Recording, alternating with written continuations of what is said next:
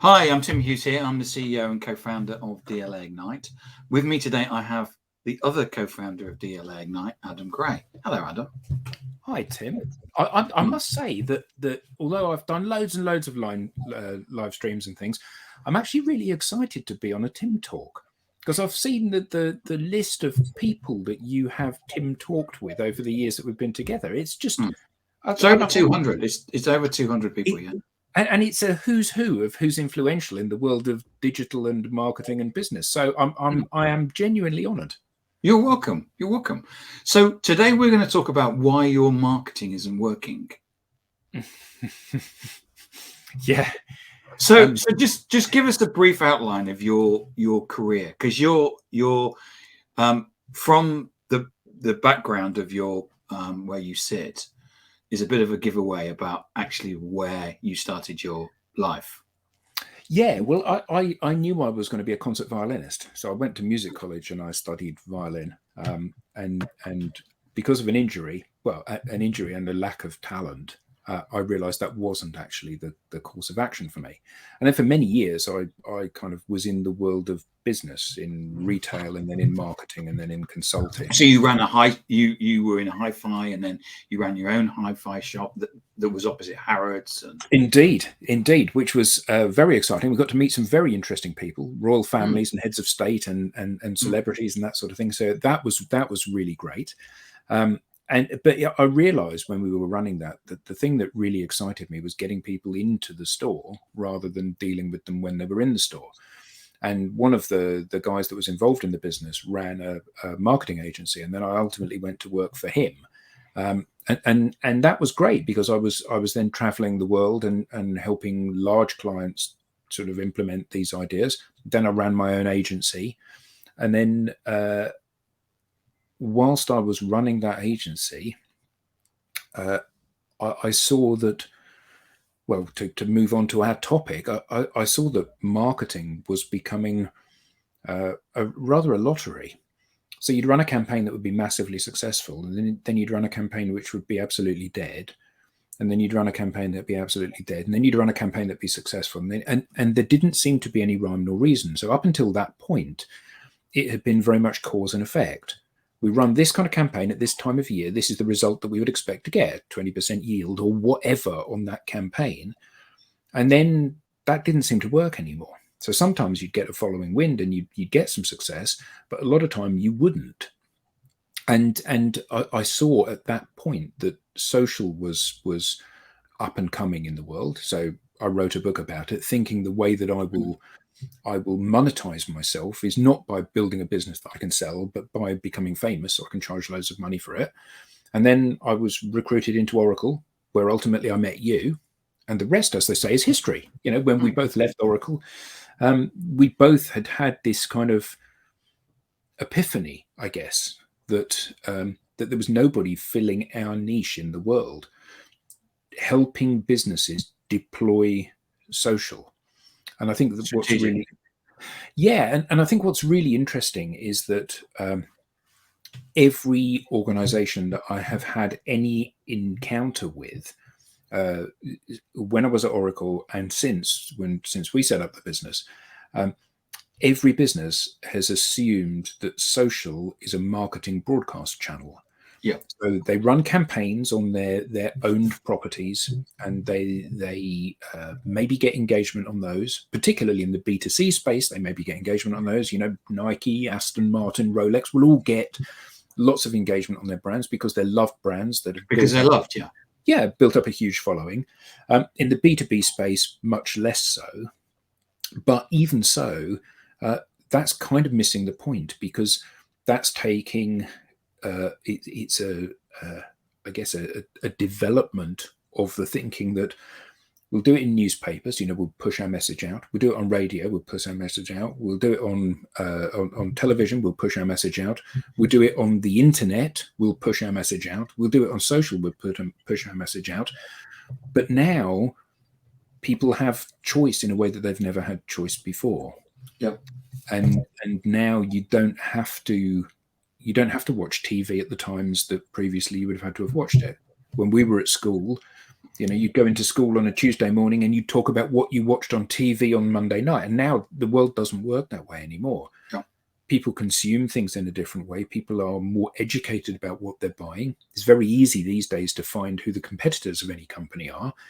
And it puts an entirely different perspective on it. And the learning that I have had is that people don't want to be sold to anymore.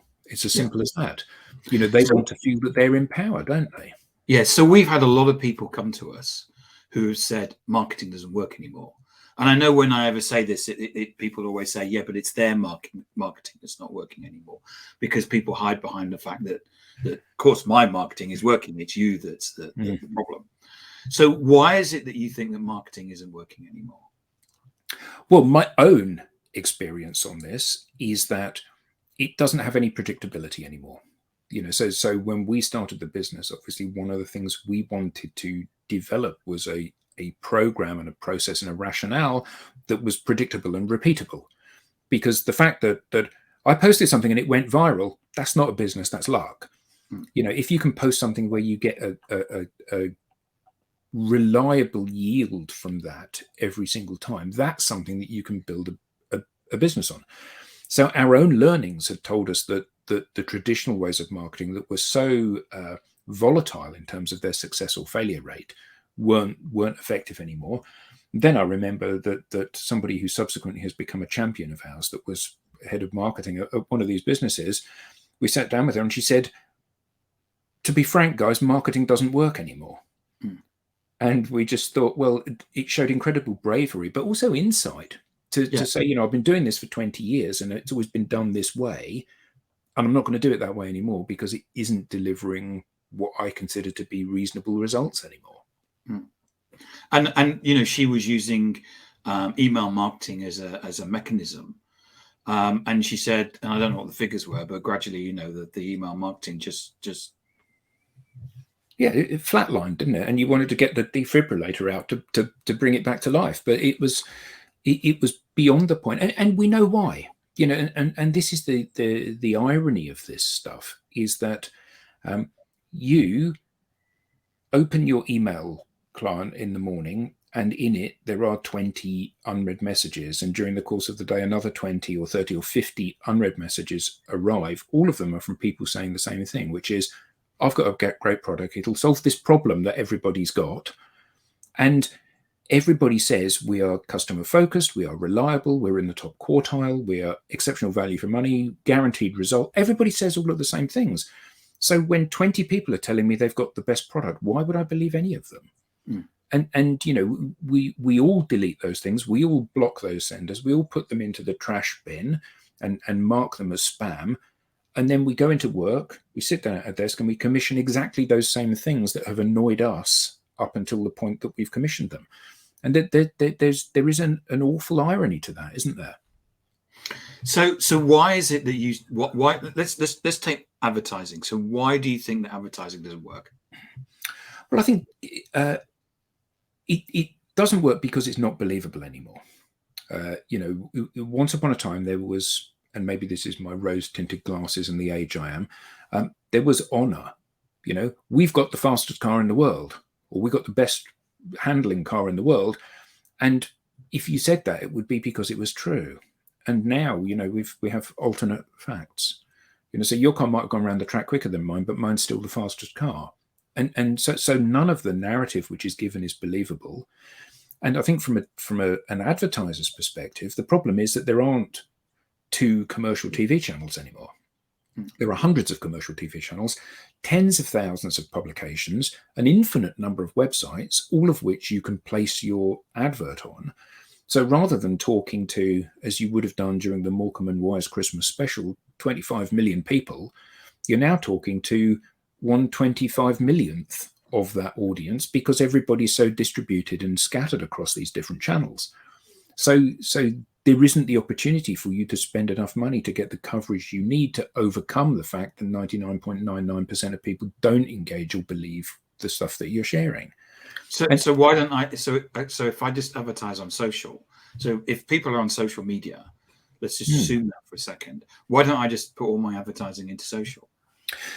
Well, and I buy, mean, buy searches, pay per click, SEO ads. Why don't I just do all that? well, I think that for many organizations, that's their starting point, isn't it? They look at social and they go, well, it doesn't work on these channels anymore. People engage more on social, therefore I will advertise on social. But again, if you are ruthlessly able to put yourself in the shoes of the recipient of this content, you go to Facebook, and on Facebook, you have the people that you love most dearly. Your life partner, your friends, your siblings, people you went to school with, all of that group of people. And then I shoehorn my brand in front of you. And it feels invasive, and it feels like you've been violated, and you can't get rid of it quickly enough. I mean, Gary Vee tells the funny story about when his basketball team that he likes were going to buy LeBron James or whoever it was, and he was on ESPN, and he was got the news feed from this, and he kept going to news, and he's flicking backwards and forwards between these different feeds on his phone. And he said that he kept going to ESPN, and this banner ad kept popping up for Samsung, and he's got big fingers, so he's trying to close the banner ad. And one time in 3, he clicks the ad, and he goes through to the Samsung page saying, "Here's our fantastic new TV." And the Samsung marketing manager is saying, "Wow, check this guy out. He's so engaged. He keeps looking at our advert." And Gary Vee, he said he's on the phone to his wife saying, "We're not going to buy a Samsung product until I'm dead because it's so annoying." Not Samsung, but the advertising way of doing things. and I think that often we lose sight of the fact. We never say, "Do unto others as we would have done unto ourselves." So we want to find impartial advice, not adverts. You want something you can trust. Who do I trust? Well, I trust the people that I know and like and love. So you're my business partner and my friend. I love you. My wife, I love her. Loads of my friends I really like. The people that I've worked with for years. Hi, Susan. People that I've worked with for years, I trust those people. People that I've met once or twice, I trust those people more than people that I haven't met. People that give me their opinion on stuff. So it's you may have the best product in the world, but when you tell me it's the best product in the world, you have a vested interest in me believing it's the best product in the world. Whereas if I say this is the best phone in the world, I have no vested interest in you buying an iPhone. But the thing is, if I say it's the best, if I come to the market and say I have the best accounting system in the world and place an advert, the first thing you're going to do is go online and you're going to go to Google and put accounting systems, and you're going to check me out. Yeah. I mean, I have a friend who tells me adverts are great because I love them, because they tell me about things I don't know about, and I never buy from the company that's advertised because I always know I'll be able to buy it cheaper and better from somebody else. Yeah. So here are marketers placing ads, basically driving business to the competition. And I think in many ways it's quite sad because marketing has been a profession, and I mean that in the most positive way. Marketing has been a profession for many years, and people have learned the proven techniques and ways of measuring things. And now all of a sudden, the whole marketing function is cut adrift in a world where people don't actually engage with content in quite the same way that they did. And I think marketing is as a function is scared. I mean, we wrote a book about this, about how marketing and sales need to move more closely together. And the idea of a corporate communication to the marketplace, indeed, a good read, it must be said. The idea of a corporate communication to the market. There's also the Vietnamese copy as well, so. which is handy if you're in Vietnam. Yeah, but I think that marketers need to learn new skills. One of the things that they have been very good at previously is being pragmatic and measuring results. And the beauty about being in the social space is you can measure everything. You can measure the number of views, you can measure the amount of engagement, you can measure how far it's gone. And you can measure the output from that. Have we stimulated any conversation? So it's a sales and marketing funnel packaged up on somebody else's platform, where somebody else has the technical difficulties of making that work. And there are obviously multiple platforms you need to be on with different content and tone of voice and everything on those platforms. But a lot of the work is done for you, and it doesn't require the huge overheads that you might be used to with the email marketing software or the marketing automation software that you may previously have invested in. But that doesn't mean it's easy, or indeed that it's free. So that's advertising, email marketing. Let's look at email marketing. Give me your experience of that, because I mean, I've seen research from HubSpot, and they sell email marketing systems, so they have a vested interest to basically talk it up, saying that email marketing now has a 98% failure rate. Now, if you came to our board of directors meeting and say, Tim, what we're going to do is invest in this, and I say, so what's it like? Well, it's got a 98% failure rate. You wouldn't get thrown out. Indeed. Not only would that be thrown out, I would be thrown out. And I think that there is an irony to this about this constant decrease in value that organizations get from these things, that they are prepared to tolerate that. If your HR director, 98% failure rate in people they hired, you'd sack them. If your marketing automation software has a 98% failure rate, or even a 90% failure rate, you should sack it because it's fundamentally not working. Well, we actually know an organization that bought a really expensive email marketing system, and their email marketing was crap. They got no response. So they basically bought another email marketing system that was really expensive and implemented that. And their response from email marketing was still zero. Yeah. And I think that we see this in our own behaviors, but for some reason, we think that when we talk about our product or service, for some reason, people are going to love it. Obviously, we love it. We love it because it pays our mortgage. So you'll love it as the buyer of this. And I think that, there's no thrill quite like getting the number of unread emails in your inbox down to zero. It is delightful if you have an hour between meetings and you can spend your time unsubscribing from lists. Oh, I'd forgotten I subscribed to that newsletter. They've just emailed me. I can unsubscribe from it now. I was thinking, actually, just before you came on, there's a great feeling that you get. That the horrible feeling when you go to YouTube and it plays that 5-minute advert and you're trying to click the button, trying to get rid of it.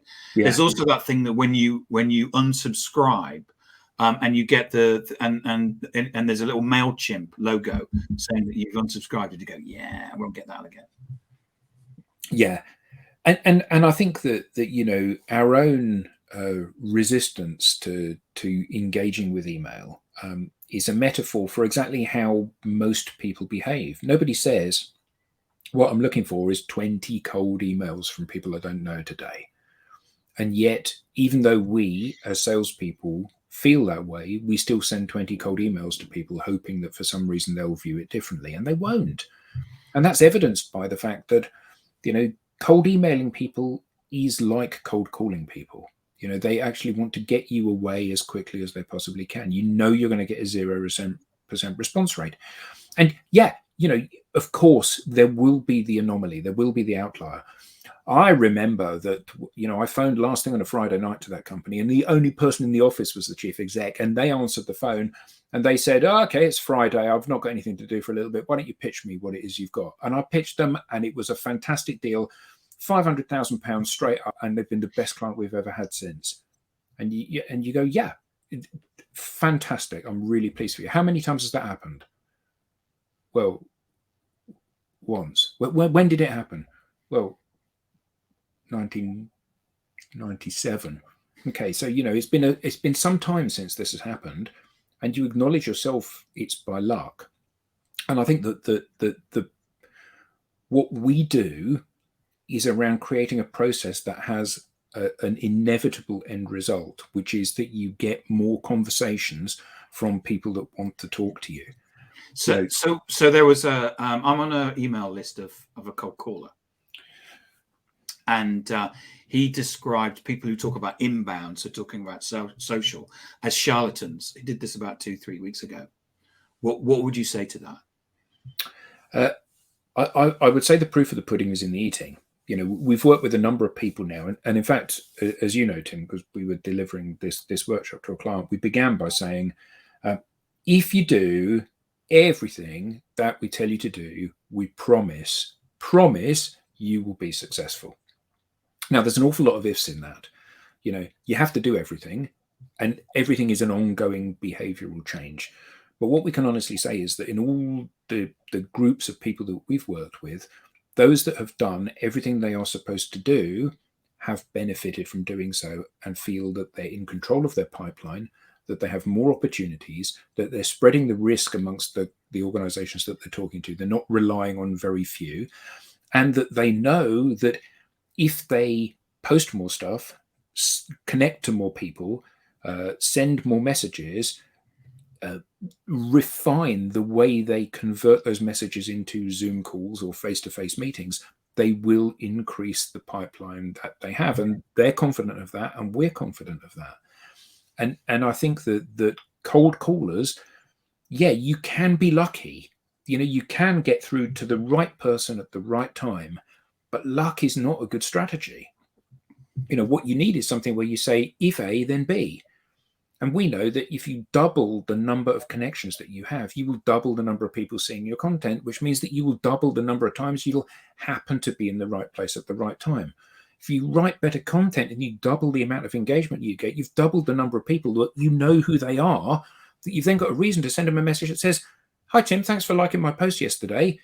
We've not spoken for a while. Do you fancy a chat?" And actually, this turning up each of those different dials a little bit, so I'll do a slightly better post. I'll connect to a few more people. I'll send a few more messages. I'll do a few more of this. You aggregate all of those things together, and what you end up with at the end of it is a mechanism which guarantees that you're going to get calls. Now, clearly, you have to be able to sell. If you're in a revenue generation place, you have to be able to sell stuff. But you've got to be, no matter how you get to the call, you've got to be able to sell stuff.